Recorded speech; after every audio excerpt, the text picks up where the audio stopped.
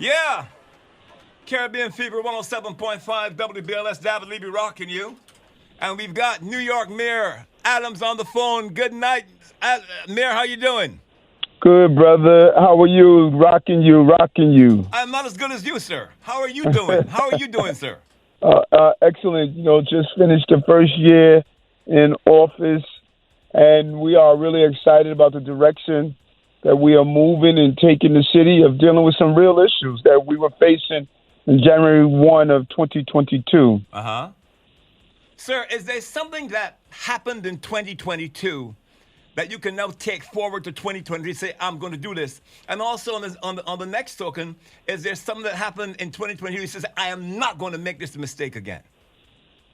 Well, number one, going into 2023, reflecting on 2022, any person that goes into a new year without a reflection on the previous year is someone that is never going to reach the goals that they are attempting to reach. And so there are several things that we learned in 2022, and I don't see it as failures. Failures are just your way of learning how to do things better. Nothing great came out of not trying. And we've tried many levels that we want to do differently, particularly around enhancing how we make our streets safer.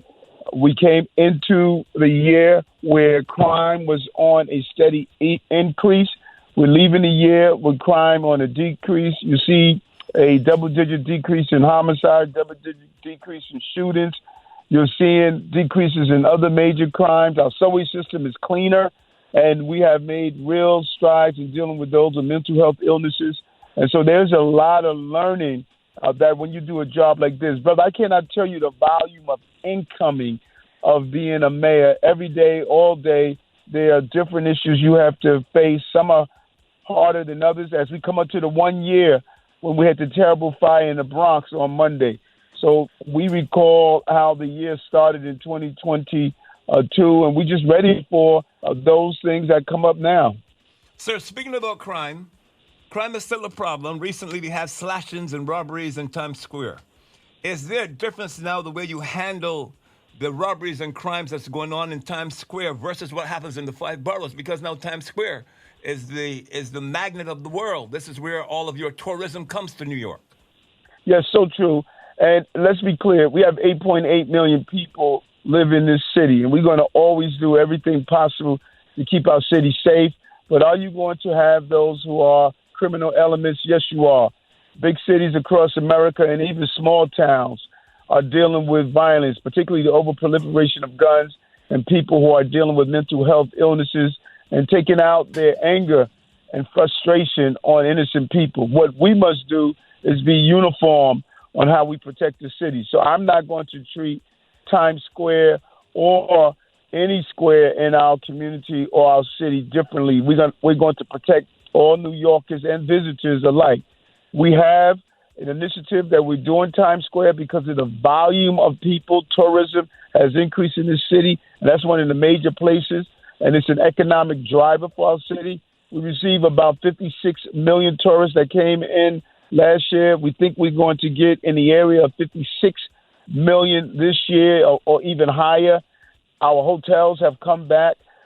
Where we lead the 25 major markets, we're number one in our hotel recovery. And we know what tourism does, and Times Square is a major driver of that. So, yes, we have several initiatives to zero in on safety in Times Square, and it is safe there. But we're going to continue to weed out those who want to bring a level of violence in the area. Sir, you went to the World Cup.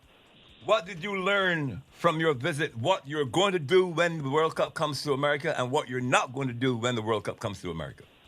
Well, it was an important experience. We did a quick two-day trip there because I was in Greece to look at some issues there and look at some of the things they're doing around sanitation. It's so important to see what other countries are doing firsthand so we can learn how to improve here in our city. So dealing with the World Cup, that was an unbelievable event that Qatar put on. They were one of the few cities, if ever, had all of the games in one locale. And it just showed us how to move large crowds, how to deal with public safety, how to deal with potential terrorist threats, how to use technology, how to entertain the fans that they're here, because in between games, you have to make sure that you keep the fans engaged. And so I'm happy that New York and New Jersey are going to be hosting the games, and we look forward to doing and learning what we see others who have held the games. And the Qatar government, they were amazing in allowing us to get full access to how they put on this great production. The World Cup is a global phenomenon, and we want to make sure we do it right. So when the World Cup comes to America, would it be spread out amongst the different states in America, or is it going to be curtailed into one state more than others? How is it going to work? Right now, they're mapping out the games. It's going to go to several cities in America, but they're mapping out the exact games, which games you will have. We're vying to get the finals, man. That's the way we want to flow, and we're hoping that we could grab the finals, but we're mapping that out right now. Wow. So I saw that you also visited in 2020. In 2022, you visited Rikers Island.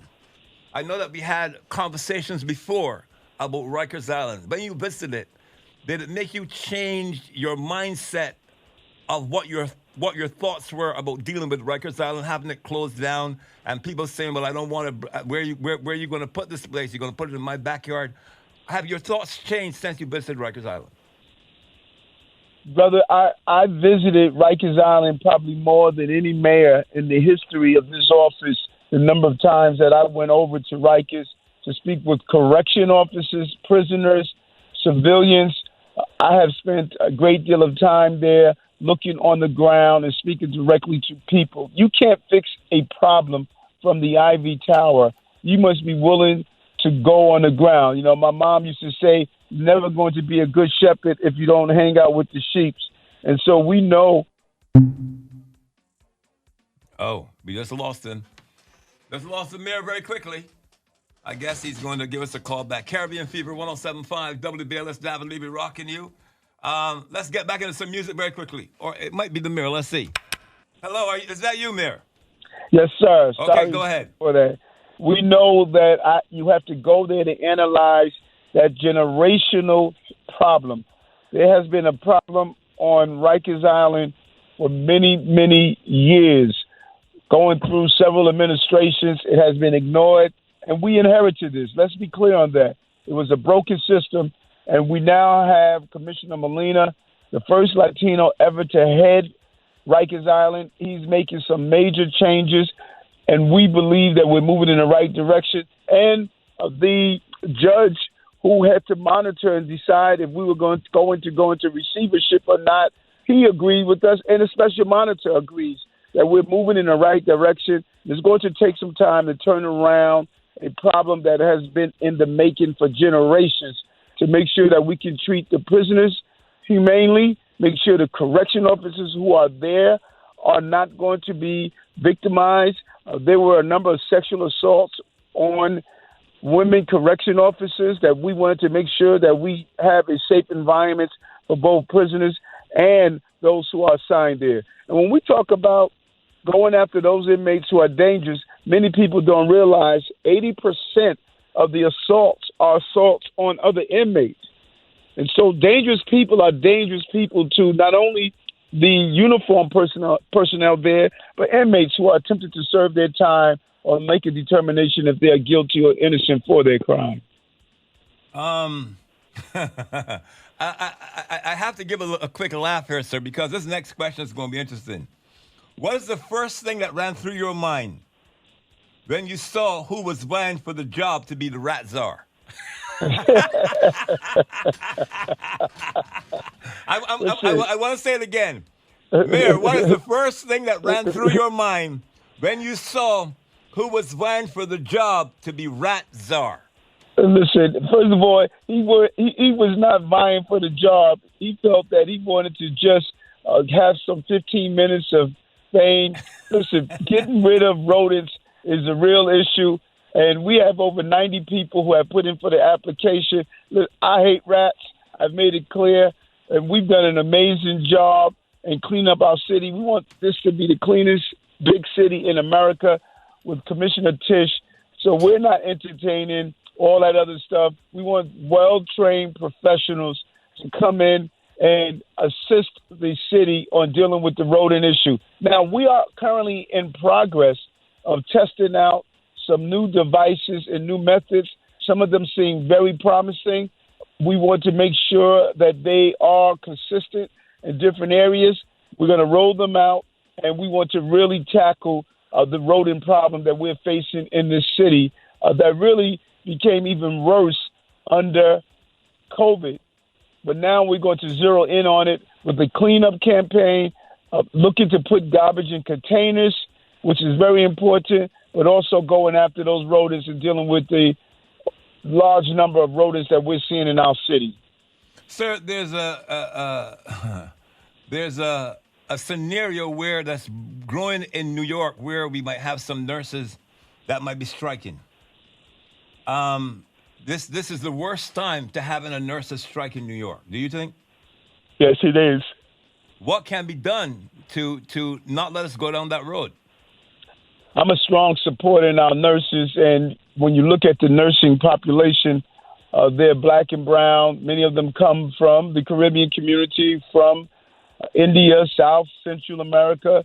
It is crucial that we give a fair contract. I'm encouraging everyone to remain at the table and let's come to an agreement.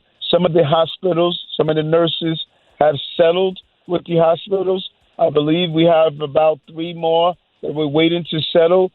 I think that it's crucial that management and hospitals are fair to the nurses to make sure that they can come to an agreement so that we can give them the services and the protection that they deserve. Let's be clear. Our nurses were on the front line during COVID. Many of them jeopardized their own physical safety. I recall visiting hospitals where nurses were wearing PPEs that were days old, but they still went in and took care of vulnerable New Yorkers, and they ensured that we were able to recover. And we need to remember that and make sure we are fair with them during this contract period. Last question, sir. I know you're busy, you're running. What are your administration's plans for 2023? We're focused. We entered the 2022 with real crisis. When you think about it, Dahved, we were facing COVID, uncertainties of if the schools were going to stay open for our children. We pushed through. We kept them open. We knew it was the safest place for our children.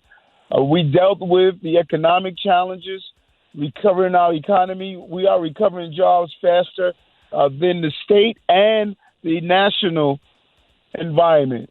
We knew we had to do something about our homeless crisis, and then we were hit with the real migrant and asylum seekers. 36,000 migrants came to our city. We had not only needed to give them a place to sleep, but also the other things that come with it without taking away those services we were providing for everyday New Yorkers. And so with all of those challenges, it was our focus not just to survive, we wanted to thrive. And so we did some amazing things, like get money for earned income tax credit to put it back in the pockets of everyday New Yorkers. We were able to secure money for child care so parents can pay a decrease in child care so they can go back to work with adequate child care. We were able to get our young people over 90,000 summer youth in jobs. People were trying to do this for years. They were unable to. We invested in our foster care children, paying college tuition for foster care children, allowing them to age out and get support until they were 26 years old. We were able to get a NYCHA land trust so that we can finally invest in NYCHA and do the repairs that were long needed. And so when we look at our successes that we had in 2022, we want to build on those successes in 2023. One of the top things I want to do is something called My City Card. It's one card that all New Yorkers can get the resources that they deserve so they'll know what's available to them. It's using technology. That's what this year is about, using technology to improve the quality of life of New Yorkers and continue to address the public safety issue. We must be safe as a city. I always say it's a prerequisite to prosperity.